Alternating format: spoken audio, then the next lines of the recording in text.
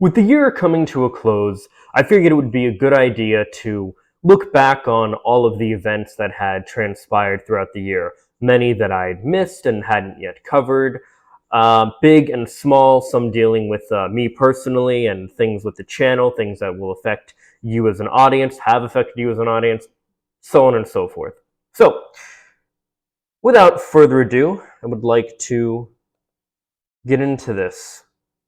CBS New York 2022 Year in Review.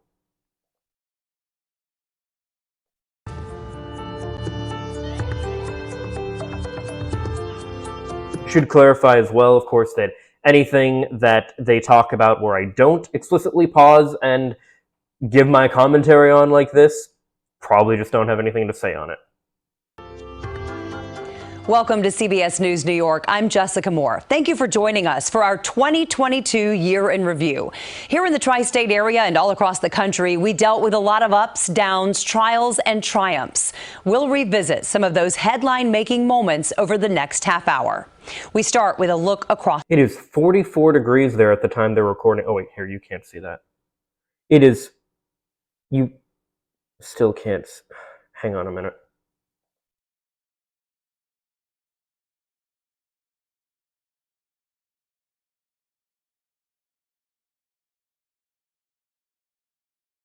It is 44 degrees at the time that they are recording this at 6:31 p.m.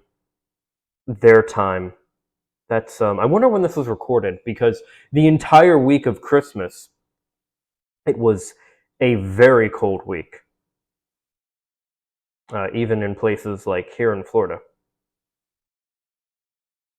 Across the nation, the U.S. saw devastating hurricanes, soaring inflation, and growing gun violence, with some experts calling it the deadliest year for mass shootings in America. CBS 2's Christian Benavides begins our year in review. Gun violence plagued America in 2022. In Uvalde, Texas, he's inside the school shooting at the kids. 19 students and 2 teachers were killed at Robb Elementary School. Police faced outrage for waiting more than 70 minutes to engage the shooter. Authorities say racism was behind the supermarket shooting in a predominantly black Buffalo, New York neighborhood. A gunman opened fire on an Independence Day parade in Illinois, an LGBTQ nightclub in Colorado Springs, and a Walmart in Chesapeake, Virginia. Migrant encounters at the southern border. Yeah.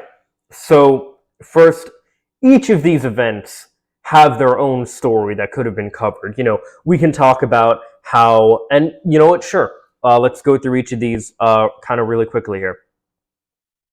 So, the way that the police handled the situation, obviously, never been a cop myself, never going to. But the way that the police handled the situation, as the camera footage showed, was just abysmal. You know, they did jack shit to protect the children that were there. They were there for, what was it, 3 hours before anything actually happened, anything positive. The event at the, I mean, yeah, there's not really much to say on the matter, except that, yeah, it was pretty well evidence that the event of the shooter shooting up this supermarket was definitely racially charged. They were a white supremacist. I believe they traveled from one state to another in order to actually enact this violence. Say racism was behind the supermarket shooting in a predominantly black Buffalo, New York neighborhood. Yeah. A gunman opened. Yeah, the shooting at the 4th of July parade, that was, God, I remember I was visiting my mom during the for the 4th of July during that weekend, and it was just all over the news. I was scrolling through Twitter and different things and seeing it, and it was just horrifying. Opened fire on an Independence Day parade in Illinois, an LGBTQ. I, of course, had spoken about the insanity of the Club Q shooting and how, how, of course, so much of the right-wing rhetoric that is posited about gay and trans people led to that kind of violence, how it, you know, encourages these acts of violence and terrorism and things and the like. Nightclub in Colorado Springs and a Walmart in Chesapeake, Virginia. Migrant encounters at the southern border climbed to nearly 2.4 million, a new yearly record. Migrants themselves became political pawns, bussed to northern cities from Texas and Florida. Yeah, this was absolutely insane. This is an event that I think I was making content around the time that this had occurred, but I didn't get a chance to cover this specifically. I don't remember what, it doesn't matter. Yeah, essentially what happened here. No, it did. I had briefly spoken about it when I talked about how much I love DeSantis. Yeah, no, it was a horrifying event in which, essentially, as a publicity stunt, we had DeSantis ship a bunch of migrants to a area called Martha's Vineyard, in which they were actually welcomed. The immigrants, they were welcomed at Martha's Vineyard and treated very well and things like that. So the whole thing kind of backfired, which is good, I would say. Category 4 Ian was the deadliest. Yes, okay. Hurricanes. Again, guys, I live in Florida. I saw this stuff firsthand. I am fortunate to live in an area where I have never personally been directly affected by a hurricane. It's just, it hasn't happened for me. It hasn't. I remember when I was a little kid, I was terrified. I'm pretty sure Katrina had happened around the time that I had first really understood the concept of hurricanes when I was a little kid. And I was terrified of the idea and everything of hurricanes for a long time. Then, after a couple years of hurricanes, and the memes of, let me find it here real quick.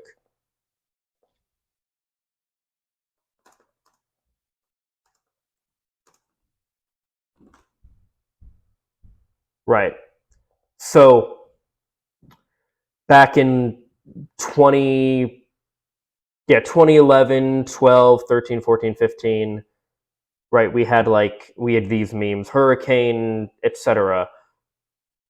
We will rebuild. We had lawn chairs knocked over. The meme was basically, of course, that not much damage was really done, right? Oh god, that's such a small image. Whatever. You get the idea, right? We had these things. This is the storm of the century. And these were things where my school and many around Florida were closed. We had, for those of you that don't know, that don't live in hurricane areas, there are areas of the country in America that have snow days because it snows really hard and blizzards and stuff can happen and all this different stuff. Well, in Florida we have hurricane days. We don't have snow days, but we do have hurricane days where we just stay home. Where schools are shut down. I don't think all places of business are, actually, I know not all places of business are shut down, because I had a friend back when Irma happened, which they told her to come into work. She said no, because she worked outside and there was a hurricane that was gonna, tear shit up. And they were like, too bad, I need you to come in anyway. And she was like, no, so they fired her. Right to work state, people. So after a couple years of seeing those memes all the time, I had originally kind of, more or less, I would say, become a little desensitized to the idea of hurricanes, which, of course, is 100% due to my just lack of having to deal with the ramifications that many people do, and I completely understand that. But then Hurricane Irma was happening in 2016. Everybody was freaking out about this, including the people around me who don't normally worry about this kind of stuff. So that one really freaked me out. I bought into a lot of the hysteria around it and this idea that, it was going to wipe Florida off the map and all these different things. Of course, none of that happened. And that really desensitized me to hurricanes, to the point where now, even when these hurricanes happen, my folks had called me up and they were like, hey, I want you to get to an area where you're safe. So I did. But I didn't need to. I didn't need to relocate at all. And I'm also fortunate to have family close enough to me that I can travel for these events when they happen. But twice in a row, like 2 months in a row, I had to leave and go stay with family that I didn't need to because the hurricanes didn't even affect me like at all. And it's wild having that experience where I saw it on the news. You know, I saw it, what was happening to Miami and all these places. And we saw these hurricane to strike Florida. Horrific events and what was happening to other parts of the state and other parts of the country, other parts of the world in general, how the hurricanes were just tearing through these areas. I was fortunate enough where, again, I didn't even lose power or anything. I did lose power when Irma hit. I stayed at my girlfriend's at the time, and we lost power for like 3 hours, I think, max. Meanwhile, I knew people who were in a different area that I actually worked with who were going without power for like weeks. I can't imagine such a thing. So I absolutely, thank my lucky stars, and I'm fortunate and grateful and thankful for the, privileged situation that I'm in these instances. But some people are just not that, are not in those kind of situations, unfortunately. Florida since 1935 and could be the state's costliest, with damage estimates as high as 80. And I do want to be clear about this because I didn't talk about these things before anyway. But there are people who are just, there are kind of two camps of people with these things where you do have people where they are, let's be honest, idiots who think that they can just weather the storm and they'll be perfectly fine. And then when push comes to shove, they're like, oh shit, maybe now we should get the fuck out of Dodge. And now it's too late. But there are also people who just can't. They don't have the financial resources. They don't have whatever it takes to relocate, even just for a couple days to a week or what have you. They don't have the ability to just pick up and go somewhere else when these events occur. And there are people that look at others in those situations and are just so callous and heartless and completely unempathetic, and it's disgusting. And I want to be clear that people that are basically have this mindset for those people where they're like, well, sucks to suck. Fuck you. You're not helping anybody. Yeah, you're just like, don't be a dick about these kind of situations, is what I'm saying. $4 billion. Nicole tore through just... I mean, shit, like water levels, I mean, look at this shit. This is, yeah. 6 weeks later, destroying already compromised structures. Flooding plunged Mississippi's capital city into a water... And this isn't even talking about Florida specifically. This is, or anything. I'm just talking about hurricanes in general, but my experience is Florida. But no, yeah, absolutely. They'll get to it here in this video. Prices, leaving nearly 200,000 Jackson residents without clean drinking water. Somebody needs to be trying to hurry up and solve this problem. Extreme weather made for the third hottest summer on record in the U.S. Fires raged in the west, this one in Yosemite National Park. So here, let's go back to that real quick. Hurry up and solve this problem. 100%.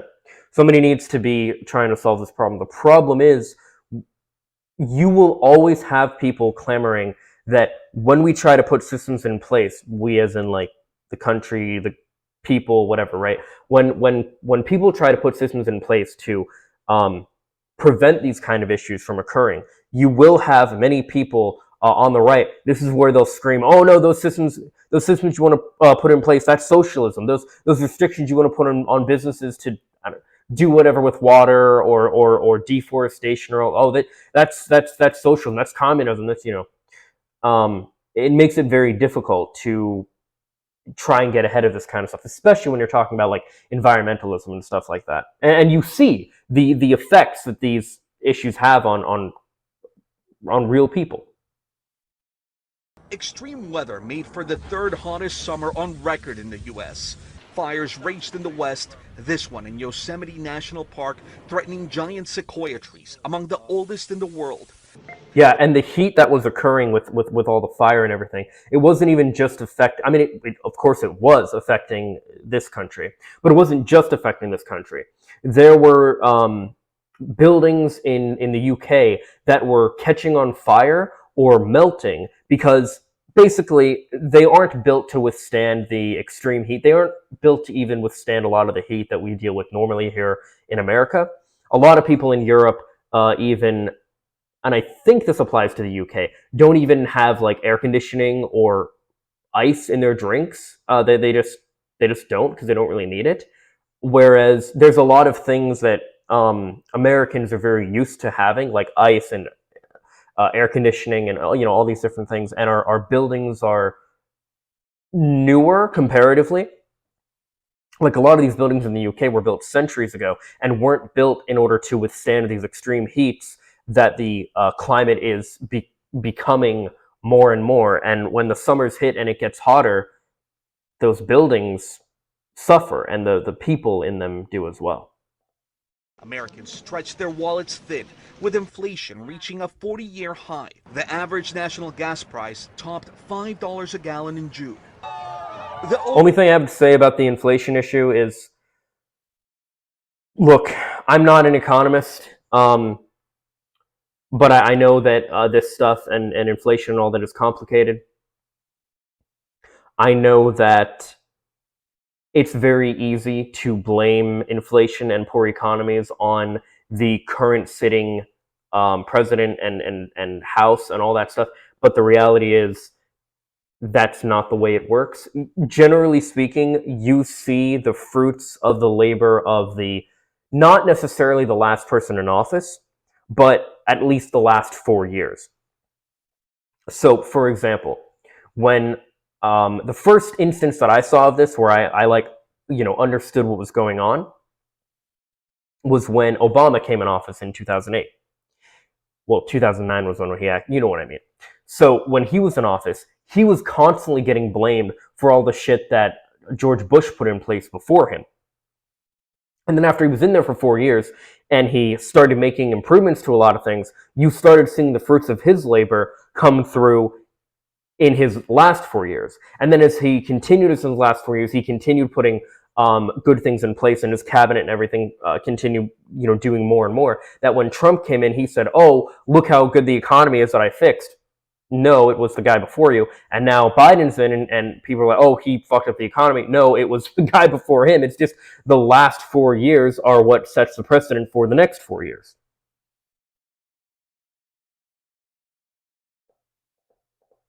overturn of Roe v. Wade reignited the abortion debate in every state, with at least... Oh my God, why is the speaker part of this so quiet? This audio balance is awful. 13 banning most procedures, and Kansas voters going on the record to protect access. Yeah, so this is another thing I didn't talk about specifically at any point, but Roe v. Wade got overturned. I and many people were freaking out about it when we first saw the Supreme Court draft leak. We hoped against hope that it wouldn't actually happen, and when it actually happened, we freaked out again. I freaked out a lot. And I wasn't... It was actually like right before I started like actually making content, or right after, one of the two. It was before I was making content this way, at least, and I was, making sure to talk about specific issues and stuff. But anyway, yeah, it was really bad. I want to try and explain the perspective of Roe v. Wade and why you should care, even if you yourself do not have a uterus, and how it affected me and how it affects people in general. So let's get this out of the way. The right to a woman's autonomy is 100% should not even be a question. Like, what a woman wants to do with her body, if she wants to, and of course I'm speaking colloquially here, so yes, this applies to, say, trans men and non-binary, anybody that has a uterus, right? Anybody that has the ability to get pregnant should absolutely have the ability to say what they want to do with their own life and with a potential creature that is growing inside of them. Absolutely. However, there are many people who look at this issue and they look at it and they hear about it as if it's only a woman's issue. And to be fair, there has been a lot of marketing, so to speak, that has, over the years, over the past couple of decades, really made it seem like an issue where if you do not have the ability to get pregnant yourself, you need to shut up about the conversation. Really what people were trying to get at with that is essentially, if you don't have a uterus, if you don't have the ability to get pregnant yourself, you don't know what it's like. Therefore, you have no right to tell me what I can and can't do about this. They didn't mean if you don't have if you don't have the ability to get pregnant, you shouldn't say anything. For example, like if you agree. And that's one of those things where I think that I've talked about this before, about how a lot of phrasing and stuff that people use, a lot of slogans just really aren't good and end up backfiring on themselves, or putting the wrong message out there and turning people away from the actual idea that it's that the movement is purporting, and things like that. You had a lot of people after Roe v. Wade was overturned where they were like, where are the men stepping up to defend women, da da da da, and you had men understandably, rightfully kind of clapping back saying, I thought we didn't have a say. I thought you didn't care what we thought. I thought this, I thought. And there are a lot of men that very much felt that way. Understandably so, because for so long there was this narrative that if you're a man, you don't have a say. So then to want men to kind of step up and be like, hey, this is what I think, a lot of men felt very put out by this, and they felt like, and many men already feel like this, where they feel like their value to society, to women and to people in general, is just what they can provide. Can you be a voice? Can you provide money? Can you do this? Can you da da da da? But as far as what you want, what you desire, what you want, what you care about, none of that shit matters.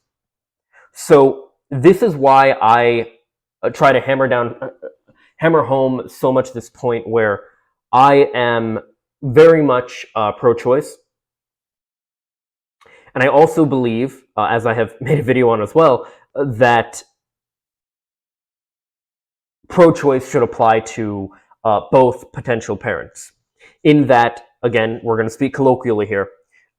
Basically, a woman should absolutely have the full right for what happens to her body. But if a man, say does not want to be a father, he should not have to be a father. What I mean by that is the woman cannot be told, you have to give birth to this child, but at the same time, she can give birth to a child and the man can say, okay, I don't want to be a part of it though. Right? You can call this paper abortion, you can call it whatever you want, but I do firmly believe that that is something that should occur. And I do think that men need to be involved in this conversation in general. And I also think, if you're wondering, like, oh, why were you so worried about this? This doesn't affect men, this only affects women, because a lot of people did feel that way. First of all, even if it did only affect women, it would still be a good thing to worry about, because I know there are plenty of people, and it's horrible. It's absolutely horrible. Where they will say, oh, well, it doesn't affect me, so I don't care. Right? You'll have a lot of women like, well, why should we care about men's issues? Right? You don't want to do that same kind of thing for women, be like, well, why should we care about women's issues? No. You want to care about everybody's issues because they're human beings. However, there are specific ways that this entire issue affects men specifically and personally. If you are somebody who wants to have a physical and or romantic relationship with people who can potentially get pregnant, you want to support parental health care in general. You want to support free, easy, destigmatized access to abortion and birth control and all of these different things. You want to support those kind of things.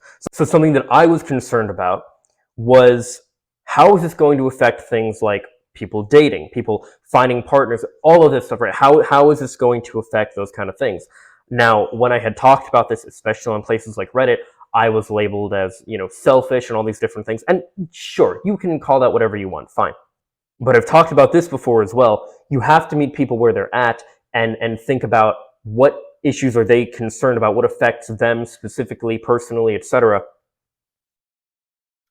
And it was a real concern, like how is this going to affect the dating landscape? How is this going to change things? Is this going to change things? Doesn't seem like it has that much, which is good, but it was a genuine concern that I had for a while. And I think that as well as many things in general, regarding all of this, I think there are many reasons why, even if you yourself cannot become pregnant, if you are somebody who can impregnate somebody, you still want to worry about and care about parental health care in general, like especially or specifically abortion in this case, but just in general, birth control, proper sex education, all of these different things. And a big part of all of this as well that many people were worried about, myself included, and it is a very fair concern. What happens next? If the Supreme Court will just so quickly go after Roe v. Wade because it's not enshrined in history or whatever the fuck they said, what's to stop them from going after things like gay marriage, interracial marriage? Where does it end? And you can say this is the slippery slope fallacy, and in a way it is, but when you've had people on the Supreme Court actually saying things like, no, this is what we want to do, we want to take down these things next, like Justice Thomas, who literally said liberals have ruined his life by being too liberal. So now he wants to turn the tables on everything. It's it's cause for concern. By the way, don't be alarmed about the things going on in the background there. Those are those pops you hear every now and then. Those are fireworks, because I am recording this around New Year's, after all. It's the day after New Year's right now at the time of recording, but it's New Year's Day as I'm recording this. Anyway, continuing. Florida jury spared convicted Parkland school shooter Nikolas Cruz the death penalty. He'll serve life in prison for killing 14 students and 3 others in 2018. A Connecticut jury ordered conspiracy theorist Alex Jones to pay nearly $1 billion in damages to families of Sandy Hook school shooting victims. Yeah, so this is something where I only briefly talked about it when I talked about Kanye going on Alex Jones's talk show. But essentially, what Alex Jones did was completely monstrous, because he essentially used his platform to turn a bunch of conspiracy brain, let's be honest here, nut jobs. More so, looking at them actually empathetically and everything, they were people who he took advantage of that had mental health issues, a lot of them. And they were people that were very susceptible to the messaging that Alex Jones had purported. And he basically got a bunch of people convinced that parents who lost their children in a horrific shooting spree were paid actors by the deep state, to the point where these people were being harassed about oh, stop acting like your kid's dead. It was such a massive, wild, insane conspiracy that as compensation, Alex Jones was sued. I don't remember the amount of money, and bear with me, I'm going off memory for all of this. But yeah.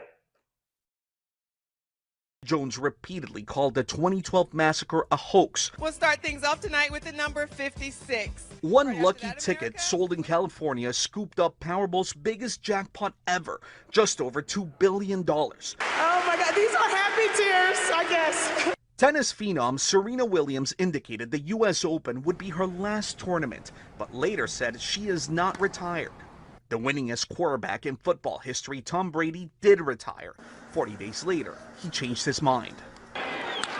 New York Yankees slugger Aaron Judge became the home run king of the American League. And liftoff of our... Okay, so yeah, I don't really know much or care about sports, so I don't really have much to say on that. But for the people that do care, great.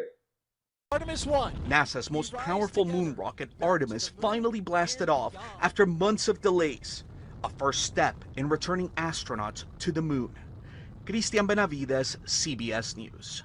To politics now, and the midterm elections dominated the year, and a new strongly conservative Supreme Court upended decades of precedents, overturning Roe v. Wade. All of this as former President Trump announced he will run for president again, despite a flurry of legal issues. CBS 2's Skylar Henry reports from D.C. Yeah, we had the Jan 6 hearings as well this year. The people have spoken. Midterm elections made 2022 a high-stakes year for politics. Democrats held control of the Senate and even gained a seat after Georgia's runoff race. 51, a slim majority. And Look at that is so little like over considering what the right is trying to do right now, what the Republicans are trying to do to this country and basically install Christofascism. That's like barely hanging on to a thread. even gained a seat after Georgia's runoff race. 51, a slim majority. That is great. But celebrations were short-lived after Arizona Senator Kyrsten Sinema announced she was leaving the Democratic caucus to be an independent. Republicans narrowly recaptured the House, giving the GOP control of one chamber. For me, the hour's come for a new generation to lead the Democratic caucus that I so deeply respect. Nancy Pelosi announced she was stepping down from her leadership position following the Republican win and a brutal attack on her husband. Investigators said the House Speaker was the intended target. Yeah, of course, the big story with all this, but again, I didn't cover, was essentially that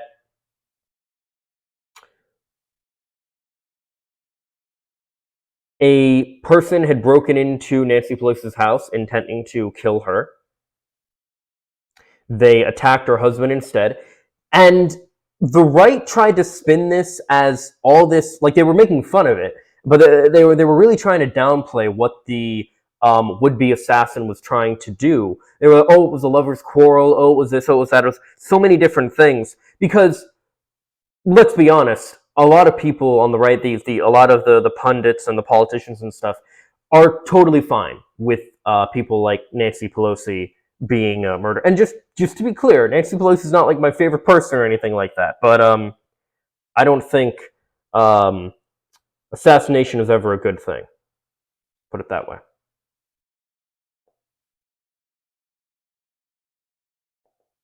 On her husband.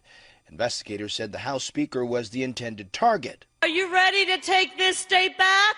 Some of the most prominent midterm candidates backed by former President Trump lost their races. As the GOP shifted blame to him, he announced another run for the White House. America's comeback starts right now. Trump's White House. America's comeback starts. I never noticed it before. I want to get where it's not blurry. Okay. I never noticed it before, but yeah, proportionally, the dude really does have small hands. I don't know if it's because, like, the oversized, like, if he wears, like, oversized suits or what have you, but he does have small hands. And I say that as somebody where I myself, I don't have giant hands either, you know? Like, but I think proportionally, you know, for the rest of me, I think my hands, you know, fit me pretty well. But I don't know. Yeah, it does look. It looks like what are those things where like it's like tiny hands in like the like hold on a stick? It looks like that. Like let me Yeah,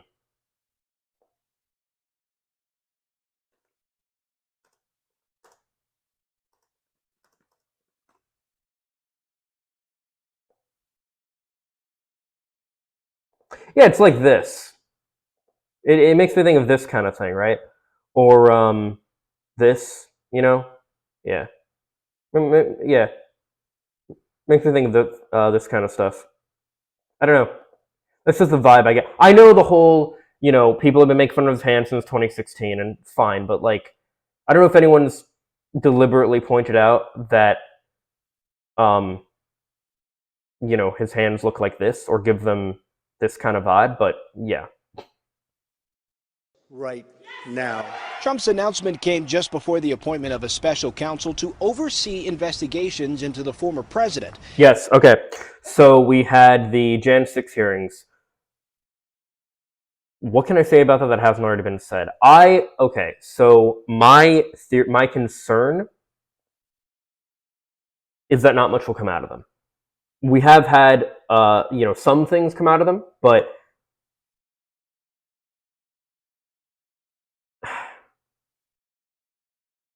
the way that the Democrats are right now is, for the most part, and we've had some issues, which I'm sure we'll get to with Dark Brandon and stuff here, but for the most part, the Democrats are unwilling to call the right out, refer to them as fascists, and go after the things, the negative things and the harm that the right is trying to, and in many ways, successfully inflicting on this country.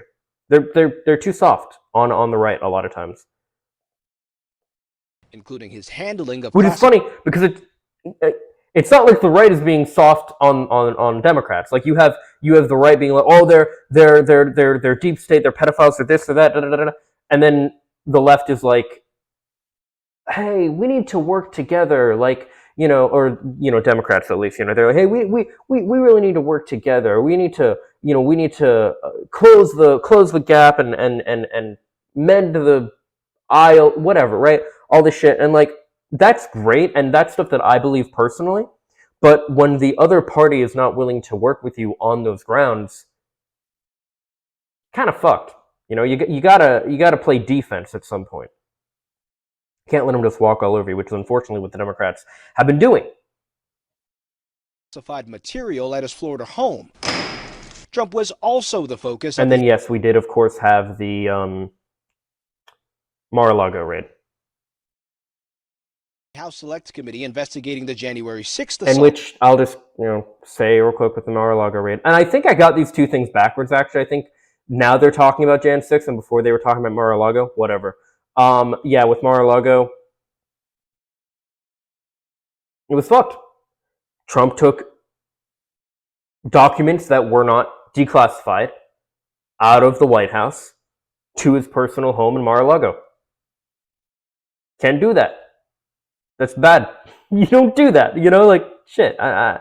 There's not much to say. It's one of those things where, like, it's so wild and so goofy that it's like you wouldn't even expect it to be a real thing, and yet it happened. But that's kind of President Trump in a nutshell. I mean, Trump's presidency as a nutshell. Trump as a president in a nutshell.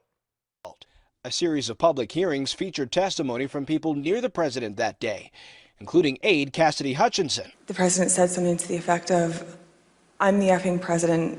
Take me up to the Capitol now." The committee is expected to release a final report just before Christmas. The motion is adopted.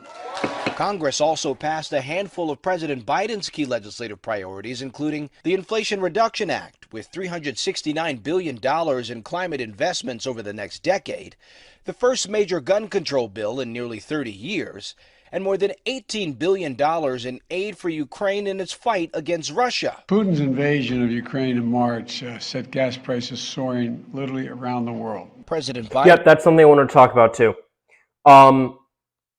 A big part of the reason why our gas prices went so high, especially when they did, was because of the war with Russia. That's how it works when you get things imported from other countries and other things like that. Like, yes, that's what happens. And I'm sure I'll talk about it more specifically soon as well, but helping Russia, or that'll get clipped, helping Ukraine against Russia in a conflict that Russia started and is basically just trying to bully the Ukraine is based us helping them absolutely is based. And the right thing to do. Morally, economic, well, not for the time being, but in the long run, economically, everything. Like, it's the... There's more words that I'm thinking of in that ballpark, but I can't think of them right now. But yes, it was 100% the right thing to do. And much of the year trying to ease the economic strain on Americans. He tapped the Strategic Petroleum Reserve to lower gas prices and canceled up to $10,000 in student loan debt for millions of Americans. Again, based. I talked about that one briefly, but look, those that are upset or were upset about the whole, like, oh, well, what about people that worked hard to pay off? Blah, blah, blah, blah. Too bad. That's how progress works, you know? Some people got mad that I compared vaccines to deadly diseases not existing before and people dying from those. Compared that to something like student loan debt. So I'll put another one, right? People that are upset about student loan debt because they personally had to work really hard to do things a different way is like people who complained about, okay, when electricity or new advances in other kind of technology are developed. When new advances in technology are developed, or no, even better, it's like people before the civil rights, you know, especially black people or people, it's like women, okay, it's like any marginalized group looking at any positive social justice movement and saying, well, that wasn't around for us, so I'm not going to support it, kind of thing, right? Yeah. I really think the vaccine thing is the best. It's the best analogy I have, at least for the time being. Legal challenges to the loan forgiveness are headed to the Supreme Court. In June, the High Court's conservative majority upended decades of precedent, reversing Roe v. Wade, ending federal protection for abortion rights. The health and life of women in this nation are now at risk. This decision is a victory for the pro-life movement. It is a little weird to me, by the way, that they essentially tackle this same story twice, but whatever. I already talked about it before, so I'm not going more in depth again. Justice Ketanji Brown Jackson took the oath ahead of the fall term. This is great. This is great, too, that we now have a black woman president. Jesus fucking Christ. Maybe someday we'll have a black woman president. That'll be cool. No, a black woman as a Supreme Court justice person. Because, are they just called Supreme Court justice? I'm not sure, but whatever. Someone serving on the Supreme Court. It'd be great if she was there before Roe. Maybe she could have saved it. I don't know. But in any case, this is one of those instances where we talk about the importance of representation.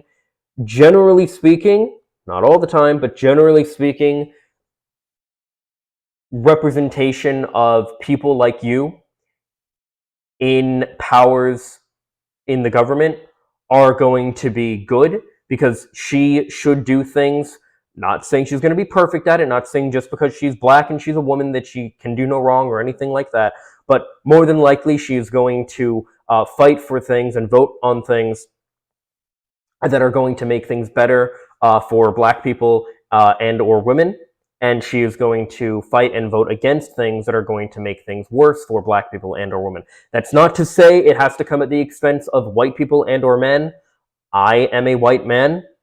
I would not want that for myself. I do not want that for you. I do not want that for anybody. You know, I talked this before with equality, but I know people get really fucking tetchy about this shit.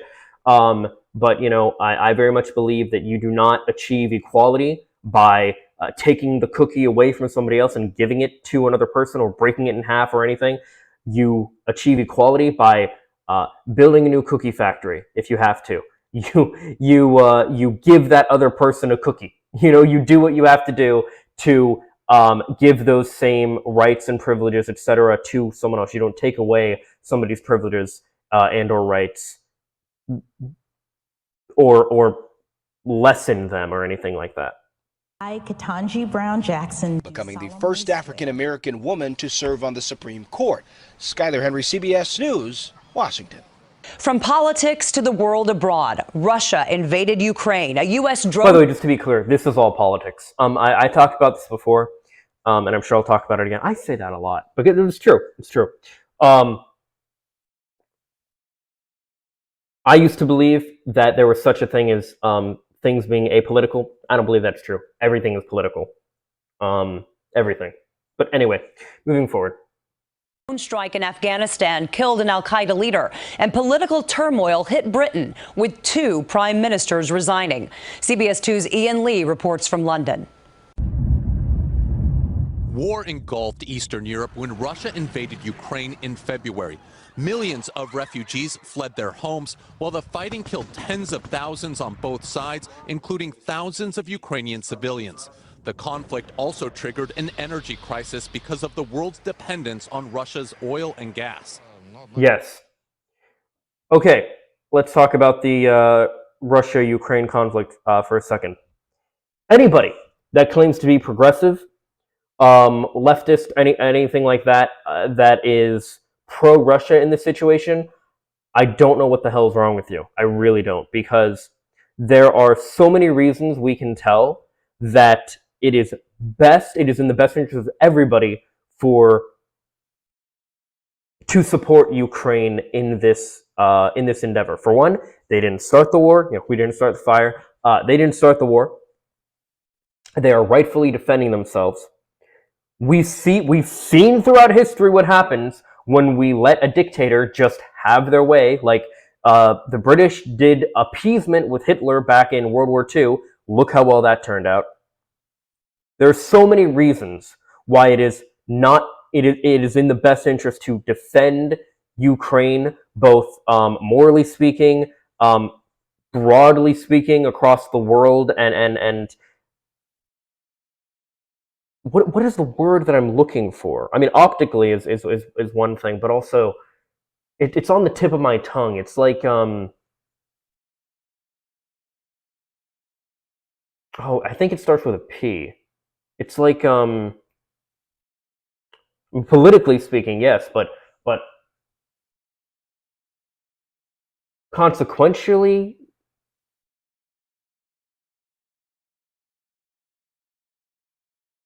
I don't know. I can't think of the word. I'm sure you guys know it and are like screaming it at me in the comments, but whatever the case. If you know the word, great, cool. I don't. I can't think of the word off the top of my head. I'll probably think about it later and I'll say it. I'll like say it out of nowhere. But in any case, yeah. Supporting Russia's base, or fuck, I'm supporting Ukraine is based. Supporting Ukraine against Russia, based. Russia released American basketball star Brittany Griner in a high-stakes prisoner swap with the U.S. She was serving 9 years for bringing cannabis oil into the country, but the White House released Russian arms dealer Viktor Bout from a U.S. prison in exchange for her freedom. A U.S. drone strike in Afghanistan. The only thing about that I could say is, part of me wonders if they, if Russia had just wanted to arrest anybody so that we would make that trade because they wanted that guy. I don't know, just a thought. And killed al-Qaeda leader Ayman al-Zawahiri, who had taken over after the killing of Osama bin Laden. Justice has been delivered. North Korean leader Kim Jong-un vowed to build the world's most powerful... one thing that I'll say with Brittany Griner in general, people were like analyzing that video and being like, oh, Brittany's a man, which honestly just goes really well to... Let me make sure.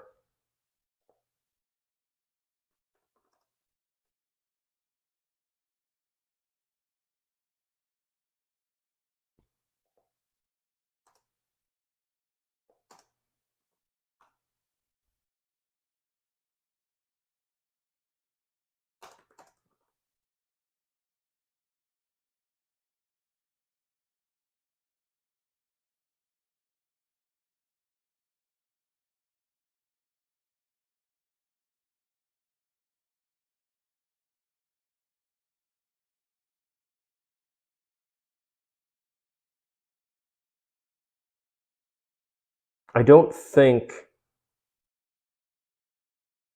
I'm pretty sure Brittany is cis. And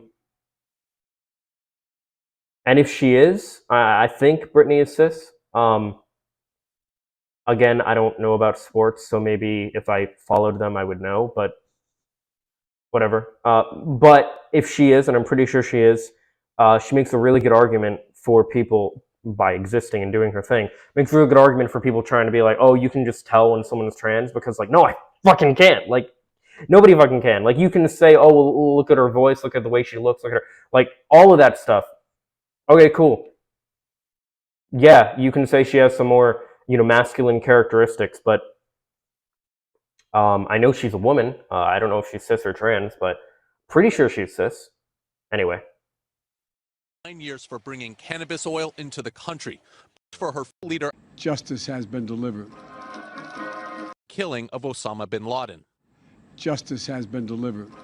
Over a drone strike in Afghanistan killed Al-Qaeda leader Ayman al-Zawahiri, who had taken over after the killing of Osama bin Laden. Justice has been delivered.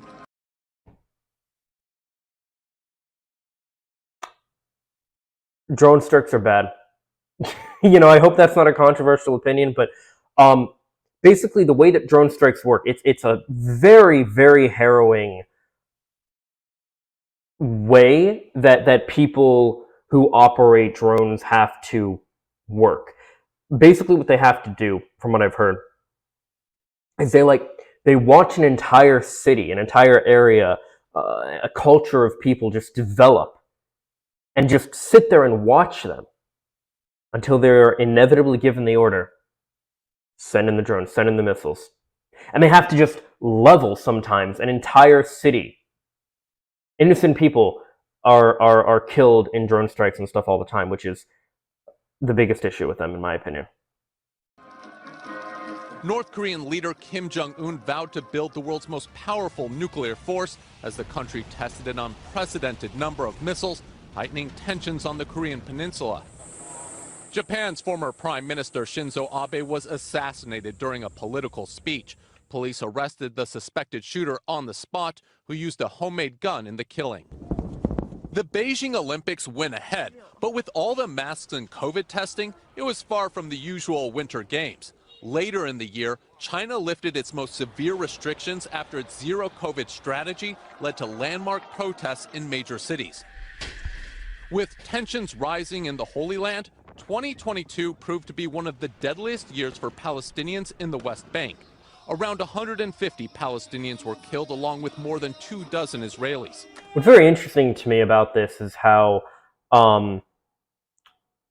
when they're doing this recap, they're just stating the facts. They're not inserting any opinions or anything at all. That's very interesting and good, in my opinion. An Israeli soldier killed American journalist Shireen Abu Akleh, prompting the FBI to open an investigation. In Iran, the death of a young woman in custody for breaking the country's dress code led to a deadly government crackdown on protesters. Yeah, okay. So yeah, let's talk about that one. There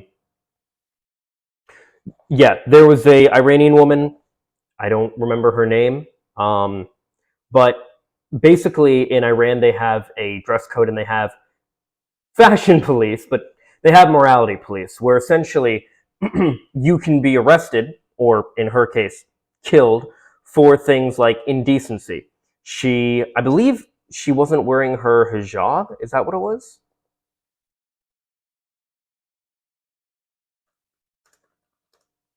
Yeah, I believe it was for not wearing a hijab, right?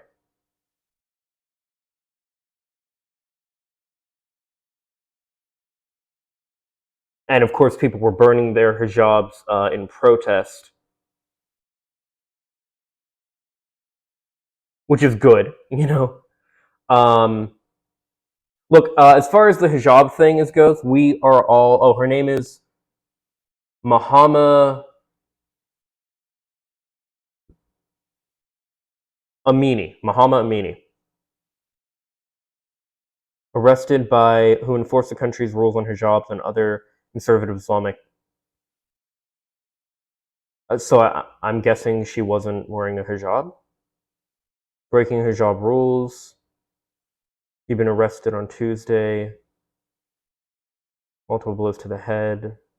Yeah, but was it for not wearing a hijab? Whatever the case, they have ridiculous morality rules where you have to dress a certain way, you have to, all this fucking crazy bullshit. And just to be clear, anybody that wants to wear a hijab, excuse me, anybody that wants to wear a hijab to appreciate their culture or anything like that, that's perfectly fine.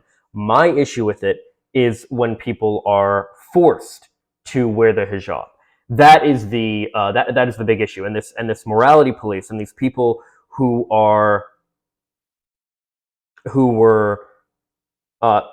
enforcing the morality and have this thing where if you're not following these specific rules, they can just arrest and or in this case kill. It's horrific. So 100% stand with the people who were critics want the of course 100%. I stand with the protesters in this regard. Queen Elizabeth celebrated 70 years on the British throne in June and died 3 months later. The monarch's funeral drew foreign leaders from around the world. Yeah, Queen Elizabeth died. Gonna be honest, I remember when I was I was at work and I was given the news. Someone said it in our work group chat, and I was just like, okay. Really couldn't care less. I don't care. First of all, there were a ton of people that were worried, and they were so sad. They were, oh, the Queen's dead, the Queen, and a lot of these people were, right-wing pundits. You had people like Ben Shapiro and stuff, crying, and who's that? Steven Crowder, and all these people who were like, oh, she was such a great woman, da da da, and you also had more kind of liberal people that liked her and know her as the old corgi woman, right? But the thing is, she wasn't just a figurehead. She was the queen. She did have power. She did do a lot of shitty things to other countries with her power. She wasn't just some sweet old lady. Yeah. By the way, I understand, of course, that as I'm going through all of these issues, especially that I haven't already covered that much in depth, I'm going through them very tacitly. I'm only scratching the surface of these issues. So if you'd like me to discuss any of these things more in depth, please let me know. I'd be happy to do so. But more so, I just want to move on to issues for 2023 and other videos and stuff. But I thought it would be a good idea to go through the year's events, especially things that I didn't talk about for one reason or another. Turmoil in the UK led to a string of new prime ministers, which ushered in Britain's first leader of color, Rishi Sunak.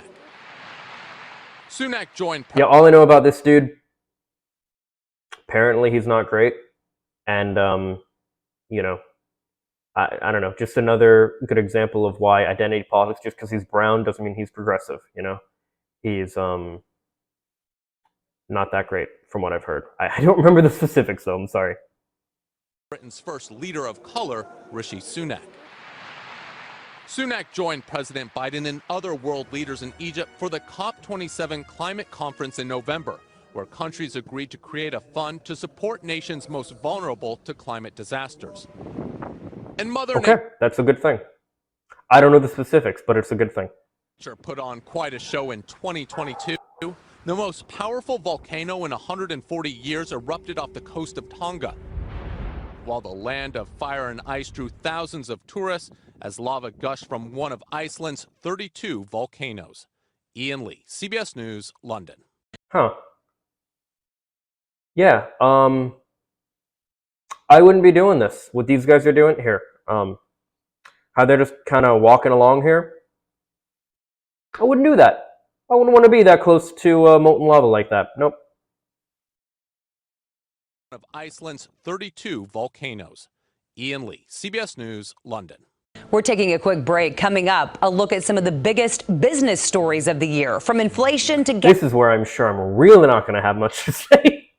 Gas prices. 2022 was a year when consumers really felt the squeeze. Stay with us. You're streaming CBS News New York.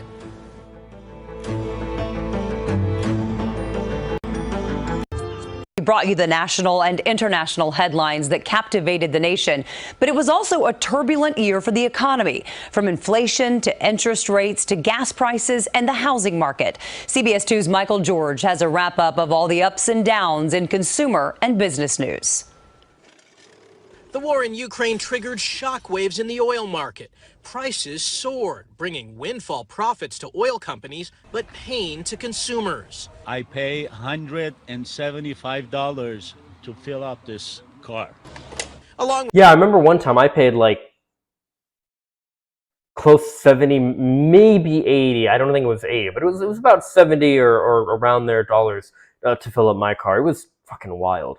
With higher prices at the pump, Americans faced price hikes for food, electricity, and rent. We've been seeing that with food. Oh God, electricity and rent, absolutely. But we've been seeing that a lot with food too. My mom always says she'd always tell me after shopping at the grocery store, she'd be like, "Oh, the chickens are on strike." And I even saw that like because with my diet that I've been doing, I've been eating like chicken and eggs. Pretty much every day, or not? Well, yeah, pretty much every day. And I even saw that the chicken and the eggs and all these different things that I've been getting, I saw the prices go up more and more for those things as well. So, you know, these are the kind of things, by the way, that affect the average person and that people are concerned about politically and etc. You know, people really are concerned about what affects their own life. And I know, especially as progressives, a lot of people on the left are so concerned about like all these other things, but to get people to care about all those other things, you have to meet them where they're at and focus on the issues they care about too. Otherwise, they're not going to give a fuck what you have to say. The Federal Reserve stepped in to fight inflation with higher interest rates, and Wall You know, Street. they'll be like, well, yeah, it's really sad that we're having like we have a homeless crisis and stuff, but you know, I'm really struggling to make ends meet too. What about me? You know, yeah, people are selfish. Welcome to the human race. Dipped into a bear market for the first time since 2020. I'm down big. It's amazing. Where I was 2 years ago, it's incomparable to where I am today. The unemployment rate ended the year at 3.7%, close to a 53-year low. But the tech industry began mass layoffs. Amazon and Meta both cut thousands of jobs. Began mass layoffs. But they have like, is that like a machine to push the box from one? Okay. Amazon and Meta both cut thousands of jobs. I pulled out my phone, couldn't log into work chat, couldn't log into our internal sites. The industry's biggest dust-up was at Twitter. After Elon Musk bought the social media company for $44 billion, he cut nearly half the workforce, and hate speech swamped the platform. My favorite thing about this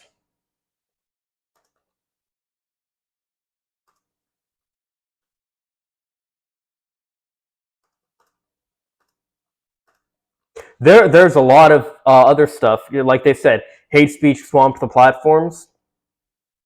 I can't show you that for pretty obvious reasons, but look at this shit. The kind of people working at Twitter before Elon, you know, we got a lot of gender and racial diversity here going on. I mean, you know, most people are white, but you know, we got all kind of different, you know, shades of people and stuff. And then here, well, actually, we seem to have a decent amount of Asian men, it looks like, but just a bunch of, I'm going to be honest, gross-looking tech dudes, you know? Does that come up very well on this? Yeah. Yeah. I think this is hilarious. This is the,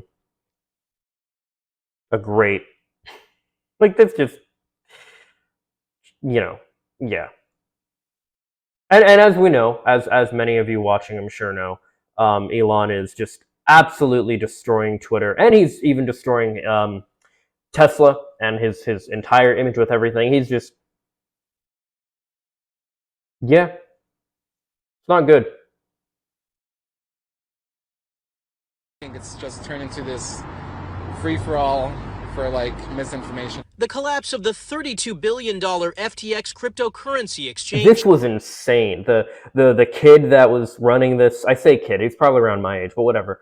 the guy that was running this this FTX thing, where basically he just like tried to do this image like he's just this like dumb kid who doesn't know what he's like, oh, I couldn't scam a bunch of people. I'm too dumb to do that. Like, who was the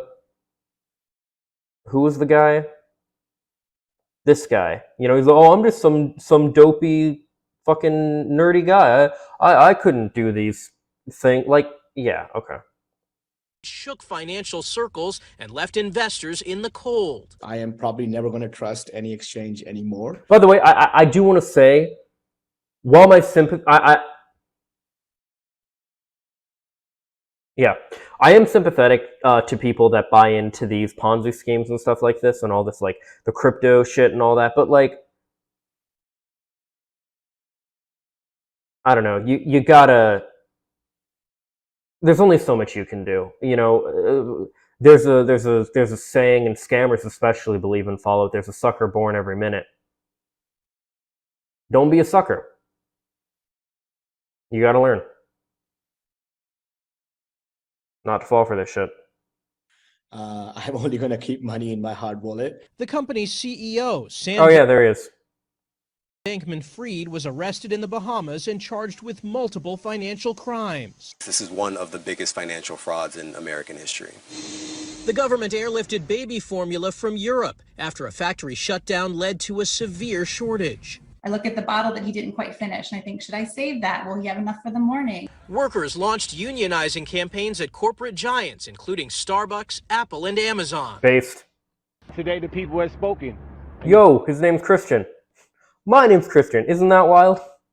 People wanted a union. President Biden signed a bill to prevent railroad workers from going on Not based. strike just before the holiday season. Wait, are we not going to talk about his incredible... Wait, do they not... There is no way they go through this entire video and they don't talk about his incredible speech. Okay, fine. You know what? We're about to talk about Unbased, not Dark Brandon, so we're just for a minute.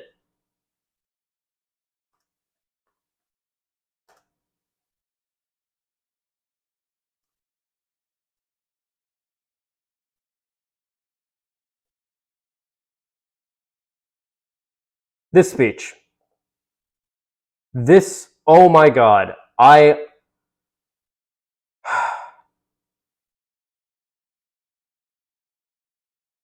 this speech was incredible. This was the first time, when I saw this speech, this was the first time where I really felt proud to be an American. When Joe Biden gave this speech, and he called out the right for their fascistic tendencies. He talked about people banding together, doing the right thing, fighting for a good cause. All this good. It was so fucking good. And then we had him do shit like this. Rail shutdown would have devastated our economy. Yes, the whole point of a strike is to hit people where it hurts with capitalism. The whole point of a strike is to make people listen and say, all right, we're just going to quit working. You know, you need our labor. We're going to withhold that until our demands are met. Our demands in this case for, you know, better working conditions and things like that. Breaking up strikes and all that shit, not good. Christie's dropped the hammer on the biggest sale in auction history. The private collection of Microsoft co-founder Paul Allen raked in $1.5 billion. Thank you. And the founder of Patagonia gave away his $3 billion company. I don't know what any of that means, but what I do know is that we also had, of course, the surge of AI art. So let me talk about AI art real quick. Not AI art generator. I just want AI. Okay, real quick, AI art. I think if people can plug in shit to a machine and make something that looks like this, that is fine in and of itself. If you want to make really cool paintings by plugging in information into a machine and make stuff that looks cool, that's great. You know, I think people do that with sampling music, for example, and all that kind of stuff. I think it makes sense, and I also think it makes sense for people to be against this because we naturally fear what is different, so on and so forth, right? However, I do not like the idea of AI art that doesn't need to be manned by a person actually putting in the data and information for a thing. So, all right, let me give an example here, right? What was that? There was this big one. It was a meme. I can't remember what it was even called, but people were like,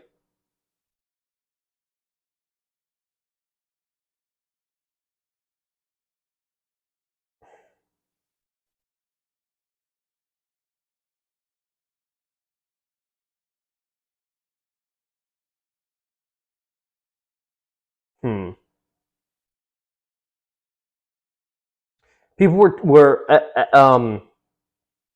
here, wait, maybe I can find the memes.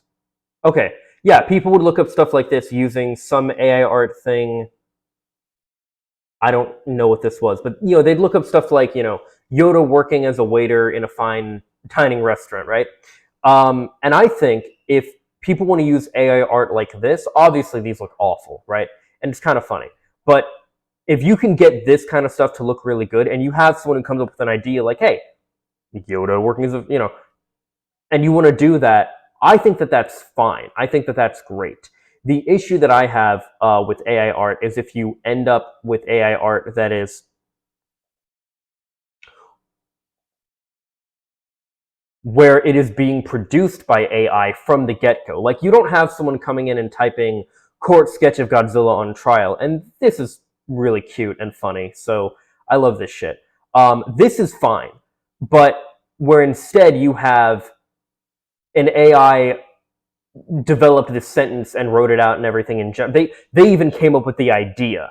You know, I think it's perfectly fine for people who might not be that artistically creative, and gifted with this kind of art, like myself, to be able to go to something like this and create something specific. I think that's cool. I think that's great. I also think that it could be an issue for artists that, you know, do things off of commissions and stuff. There is an argument for stuff like that as well. But I think that in general, technology develops, you adapt, or you get lost in the dust, you know? But, yeah. Transferring ownership to a trust, a nonprofit that will fund environmental protection. Not a lot of people understand how serious we are about saving this planet. So let's find out, what is Patagonia? I feel like I've heard of this before. Probably gonna look like a total idiot here. Oh, it's a clothing company? What? Here's their website. Outdoor clothing and... Wait a minute! I've seen that logo. Okay. What's so special about Patagonia? Yeah, right? No denying Patagonia has a wide variety of unique landscaping and yada. Wait, is it a place as well?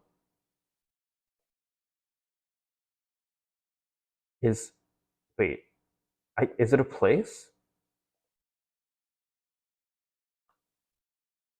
Oh, yeah. Huh. South America. Interesting. Looks like it's on the edge of South America, too. Refers to a geographical region that encompasses the southern end of South America, governed by Argentina and... Okay. Is it... I think it's Chile. The region comprises... Yada, yada. Okay, cool. Great. I'm dead serious. The founder said he hopes to model a new version of capitalism. Michael George, CBS News, New York. 2022 ushered in a year of medical breakthroughs, discoveries, and even the resurgence of a virus we haven't seen since the 1970s. This year, that sounds great. The Biden administration declared the monkeypox outbreak a public health emergency after thousands of Americans were infected with the virus. Meanwhile, an unvaccinated adult outside New York City became the first person in decades to be paralyzed from polio. And babies as young as 6 months became eligible for the COVID vaccine. CBS 2's Bradley Blackburn wraps up the year in health. The CDC eased COVID-19 guidelines in August. Among the changes, people exposed to an infected person no longer needed a quarantine.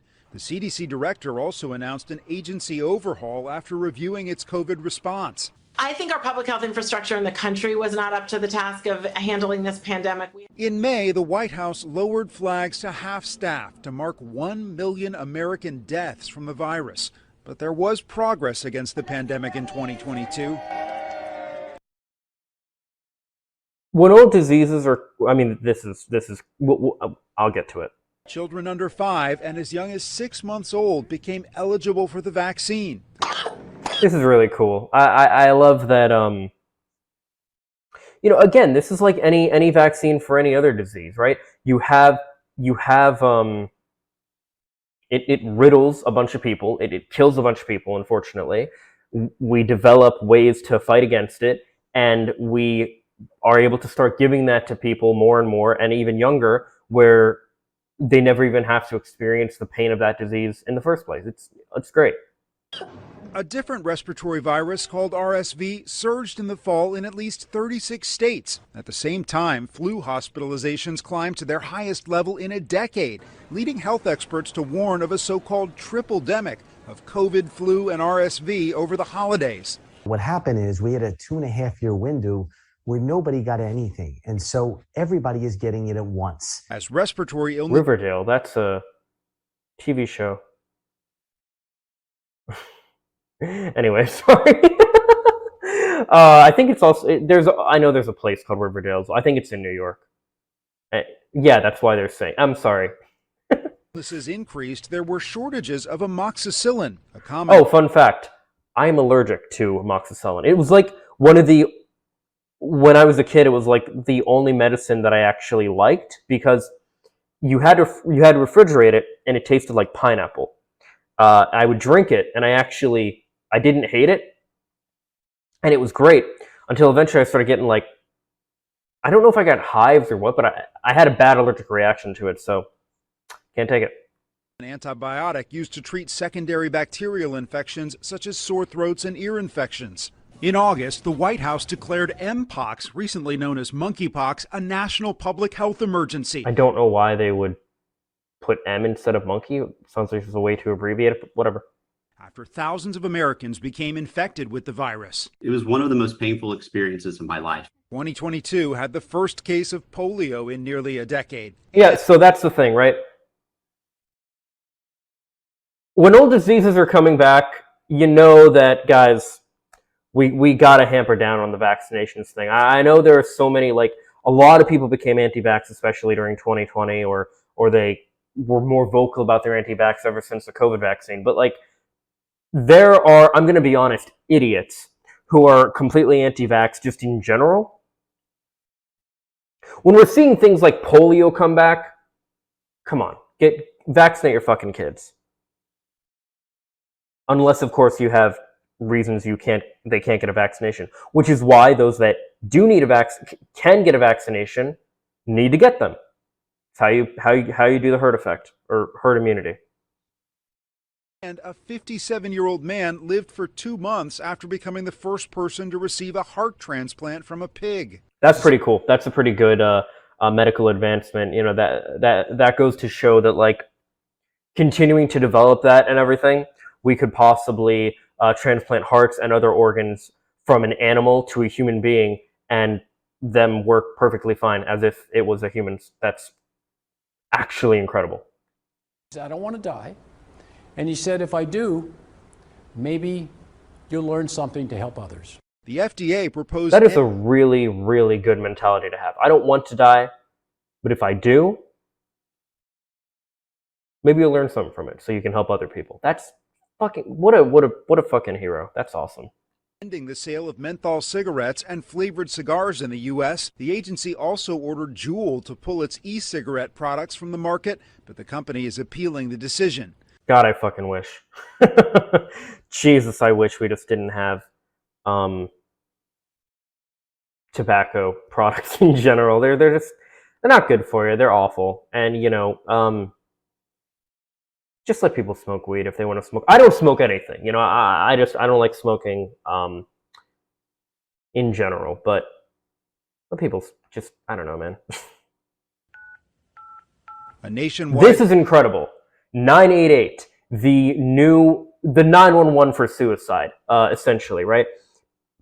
What's so awesome about this, the concept that 988 is now a thing that people can call, like you would call 911, is you have to understand, I know it's so second nature in America to think of 911 as the number that you call if you need like police or fire people, firemen, firewomen, whatever, or an ambulance. That's the number that you call if you need one of those things. But it wasn't always like that. There was a time where, of course, 911 didn't exist. In fact, let me see if I can find when 911 became a thing.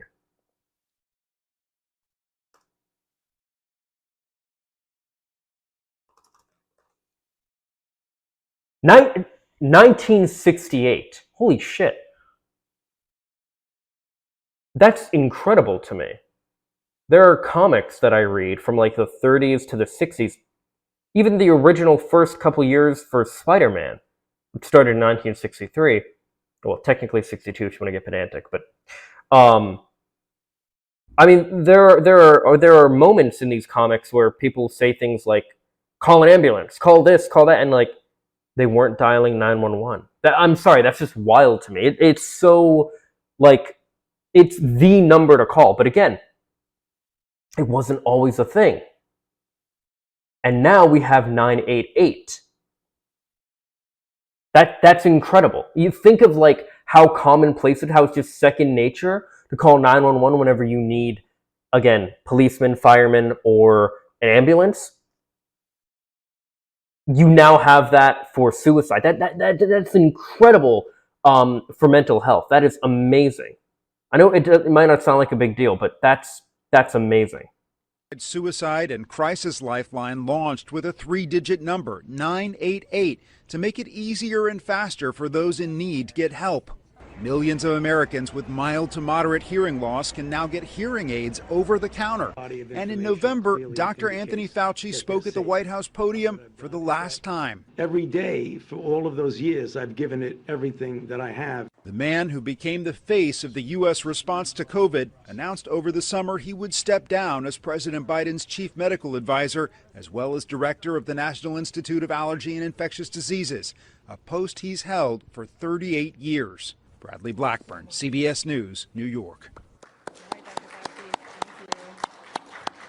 Coming up, it was a slap seen and heard around the world. We take a look back at the now infamous incident between Will Smith and Chris Rock at the 2022 Oscars, along with some of the other entertainment headlines that had all of us talking.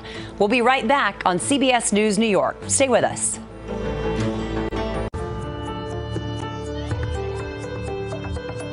This music makes me think of Clocks by, is it One Republic? Are they?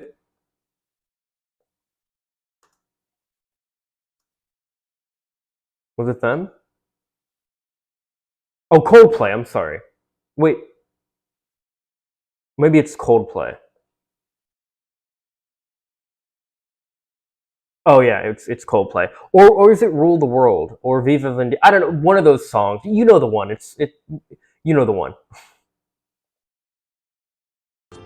Welcome back to our 2022 year in review here on CBS News New York. A slap at the Oscars stunned a worldwide audience, and a contentious civil trial involving two actors. Wait, are we not going to like actually? Are they not going to do the way they did before? Maybe. Okay. Well, look, about the slap.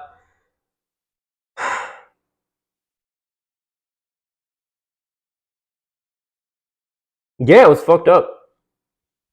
You know, I mean, you can say, oh, the joke Chris made was bad, but like, I don't know, he's just jeering at the people, you know, like all these guys do. You know, it's what the comedians do. But then for Will to go and assault the man, and then you had all these people, you know, that were being like, oh, Will's like the real man here or whatever. Like, fucking no. Abuse and violence is like not ever a good thing. Chill. Like, that doesn't. Will was not more alpha because he defended his woman or any shit like that. Like, fuck, no. Grabbed headlines for weeks. This as the entertainment industry continued its recovery. And look, the Amber Tate.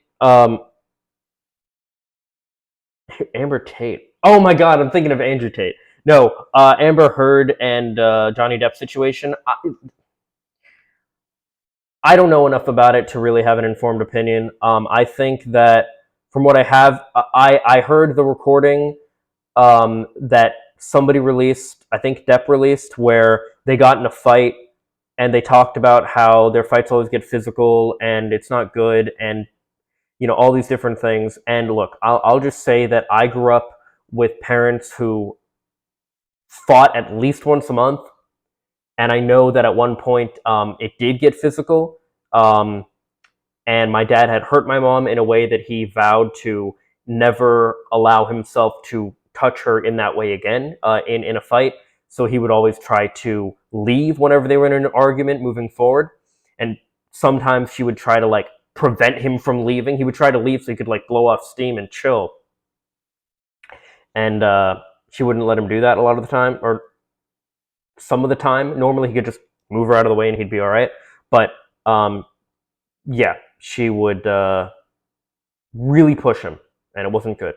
And I saw a lot of that stuff going on with Johnny Depp and Amber Heard too. But you know, it's a very complicated issue, and I don't think anybody really has enough information to really make an informed decision From or an informed opinion. 19 lockdowns. CBS 2's Danya Backus takes a look back at some of the top entertainment stories of the year.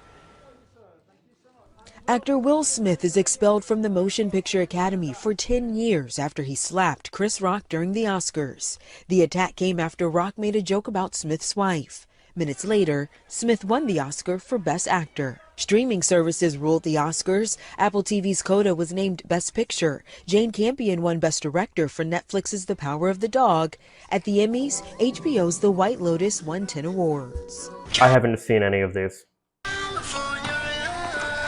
In Los Angeles, the Super Bowl halftime show paid homage to hip-hop and rap for the first time, led by hometown entertainers Dr. Dre and Snoop Dogg. Long-running daytime talk shows Ellen and Wendy aired their final episodes in 2022.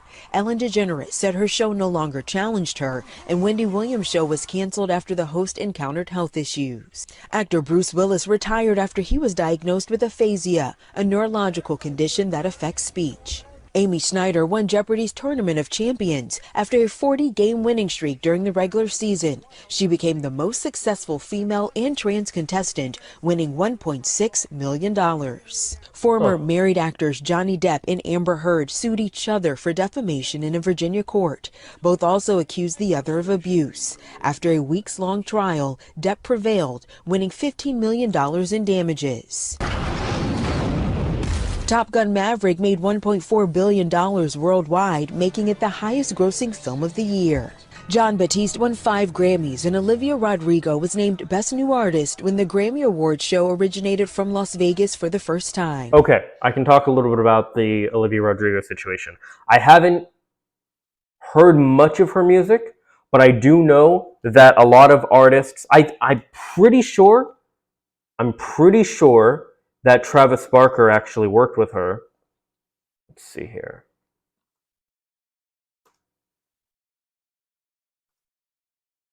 I think they worked together.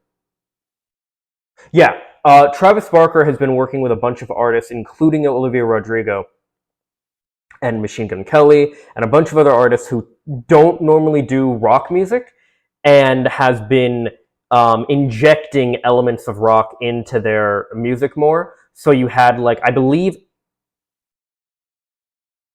I'm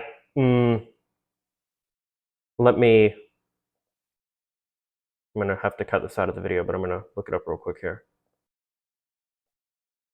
Yeah, so that's why songs like "Good for You" on her new album had more of a rock element to it. It had some electric guitars and drums and all this stuff in it. So yeah, that's pretty cool. Alright, did a whole video about this. People lashed out about Taylor Swift apparently being fatphobic. Not fatphobic. You know, she was actually trying to just explain, artistically and show that her own issues with body dysmorphia and, yeah. Taylor Swift made history by claiming all top 10 spots in the Billboard Top 100 list. Swift's single, Anti-Hero, led the string of hits from her October 2022 album, Midnights. And fans mourn the loss of some beloved celebrities in 2022. Country superstar Naomi Judd died of suicide just a day before she was to be inducted into the Country Music Hall of Fame with her daughter Winona. The two were also scheduled to launch a farewell tour. Damn, that sucks. Bob Saget was found dead in an Orlando, Florida hotel room after performing a show. The medical examiner said the 65-year-old comedian died of blunt head trauma, but no foul play was involved. Yeah, this was one of the ones that hit me pretty hard. Bob Saget was, not only was he Danny Tanner in Full House, which I grew up loving, but he was also, he was the voice of older Ted in How I Met Your Mother, which is, well, it was at least one of my favorite shows for the longest time. I think my favorite show now is The Boys. Fucking great show, by the way. But, yeah. It was, it hit pretty hard. The Foo Fighters' Taylor Hawkins died in Bogota, Colombia. No cause of death was released. You think of yourself as a colored man. I think of myself as a man. And Sir Sidney Poitier, a film icon and the first black actor to win an Academy Award, died at the age of 94. Those are some of the year's top entertainment stories. Danya Backus, CBS News. We lost some notable figures in 2022. Hollywood icon Sidney Poitier, rock and roll pioneer Jerry Lee Lewis, and Queen Elizabeth, just to name a few. Here's a look back. Okay, here, I'll just mute this in case the music is copywritten.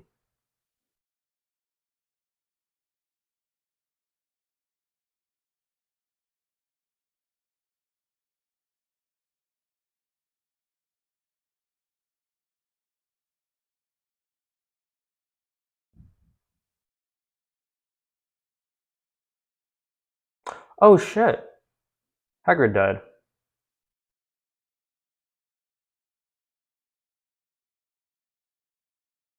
Oh, that sucks. The CBS News New York thing cut off the guy's name. Oh, this woman was Olivia Newton-John. Yeah, she was Sandra in in Greece. Of course, that's what this is right here.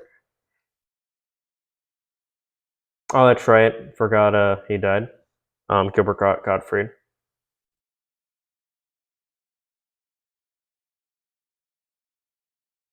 You have to forgive me. I don't know most of these people. Or if I do, I don't know them like by name or face or like I'm sure I've seen them in something for most of these people, but yeah, I don't know.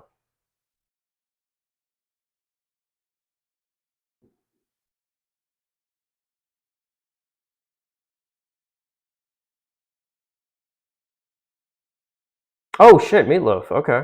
Huh.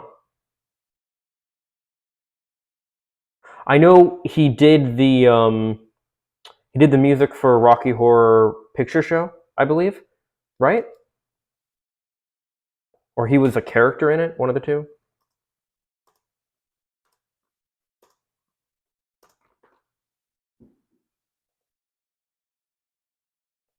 Oh yeah, he was the rocker dude. He played a saxophone. Look, okay, real quick, by the way, I know this is a cult classic and a lot of people fucking love this movie. It's fine. I didn't love it. It's an okay film.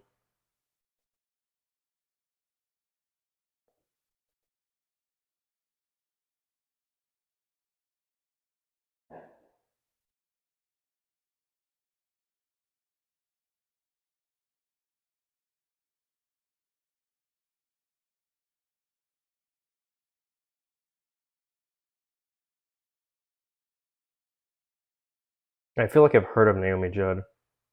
Was this the guy that did Elmo? Like, did he do the voice of Elmo? Either one of them? Both of them? I don't know. Yeah, Jerry Lee Lewis. Of course, you know, he did the song Great Balls of Fire. He did a lot of other stuff too, but that's a big one that I know people know him for, so yeah. You know, when people like him, or remember when Chuck Berry died a couple years ago, and I think Chuck Berry died in 2017, if I remember correctly. You know, it just kind of felt right. You know, it kind of felt like, yeah, it makes sense. They lived a long life. It makes sense for them to, you know, to go around this time. It wasn't like a, oh, I can't believe they died kind of thing. Same with Jerry Lee Lewis. I mean, he was one of the pioneers of rock and roll. And there's Bob Saget. Really is sad. He was on tour at the time too.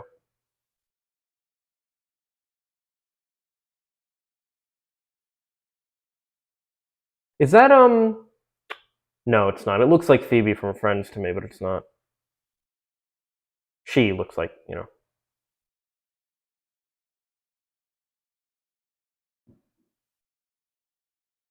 Oh, okay. So this woman, Nichelle Nichols, I didn't know her name. I don't know who her character was in Star Trek. I don't care about Star Trek personally. Sorry, Trekkies. But what I can say about her cultural and important impact on the world. Here, let me actually pull it up here.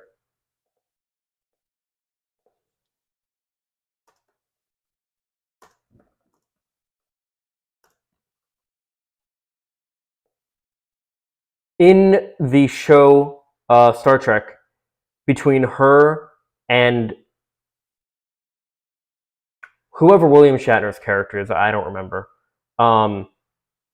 They had the first interracial kiss, which was a big deal at the time. I mean, it was a huge deal. I'm trying to find a better picture. I guess this is the best picture we're gonna get. There we go, fully loaded. Yeah, it was a huge deal to the point where, of course, you know, the wine moms, the pearl clutchers, the, you know, people, they were sending all kind of hate mail and death threats and all this stuff. There were, of course, I think there were states that didn't even want to air it.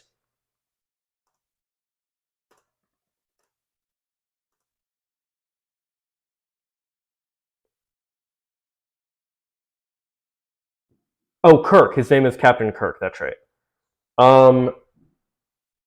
This was a huge deal because, you know, interracial relationships, now a lot of us take that stuff for granted. But this is a huge example as to, again, why things like representation matters, and also why there are always going to be conservatives pushing against cultural, important, good milestones like this. It was unheard of at the time to have a black and white person kiss on television or anything like that. It was wild. Such an important moment.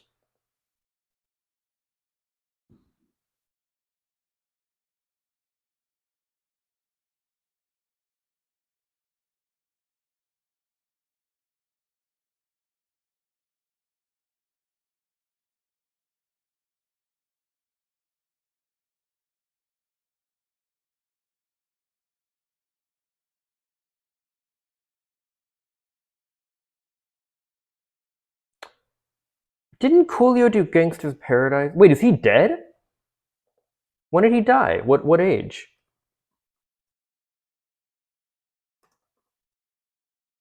'59. Damn. All right. Yeah, he did Gangster's Paradise, right? 95. Okay. Huh. All right. Well. Yeah, that's the kind of age where it's like, oh wow, I didn't expect him to be dead now, but yeah.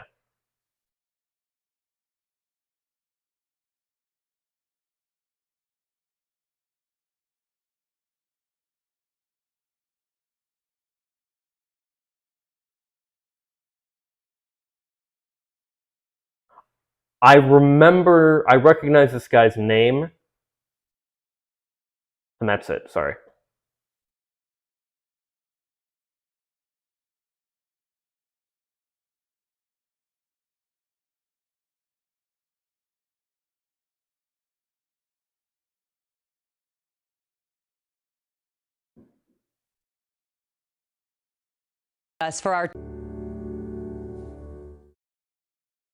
Thank you for joining us for our 2022 year in review. It truly was a year of trials and triumphs, but despite it all, we are knocking on the door of yet another year. We wish you and your family a very happy new year. Yeah, it sounds like clocks to me. All right. Well, there we go.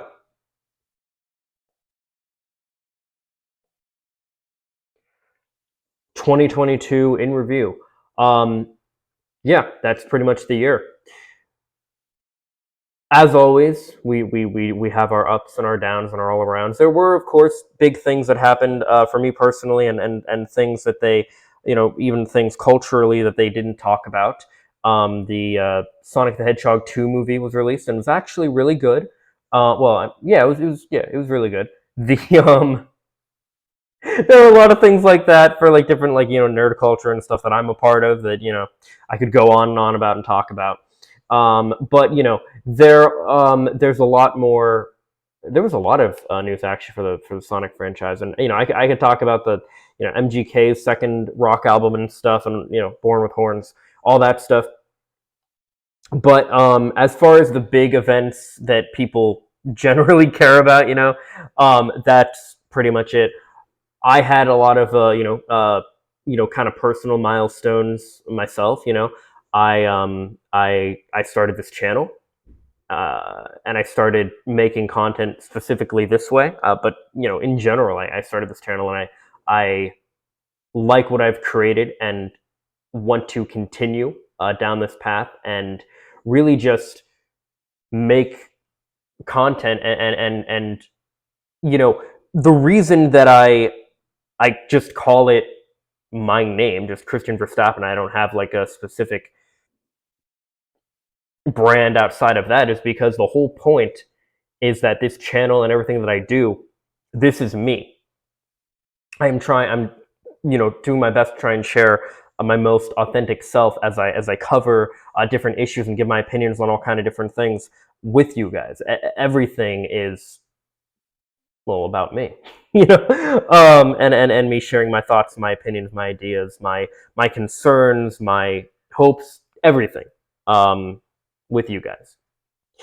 And I hope that this last year was a good one for you. I'm sure this next one, as we move into 2023 here, will have its own share of trials to get through, triumphs to be had, goals to be met. If you have New Year's resolutions, I hope you stick to them. But if you don't have any New Year's resolutions, or you find yourself later in the year thinking, oh man, I should do that, don't wait till the beginning of the year to start anything. Start now. There's always today. Tomorrow is... You'll never live in tomorrow. You'll only live in today. You'll never live in yesterday. You'll never live in tomorrow. You live in today. So you can take action today. You can wait till tomorrow, but oftentimes tomorrow will never come. Whether you want to start a weight loss journey, start getting in shape, start improving with socially, building a social group, start some kind of career endeavor, artistic endeavor, get yourself right mentally, emotionally, maybe seek out therapy, anything that you want to do and everything that you could possibly do. The year is yours. I wish you all the best. As always, guys, these are my thoughts. Please, let me know what yours are in the comments down below. Follow me on social media for more. Subscribe, ring the bell to stay up to date. leave a like if you like. And if not, I hope you find something to do like. Happy New Year, guys. Peace and love.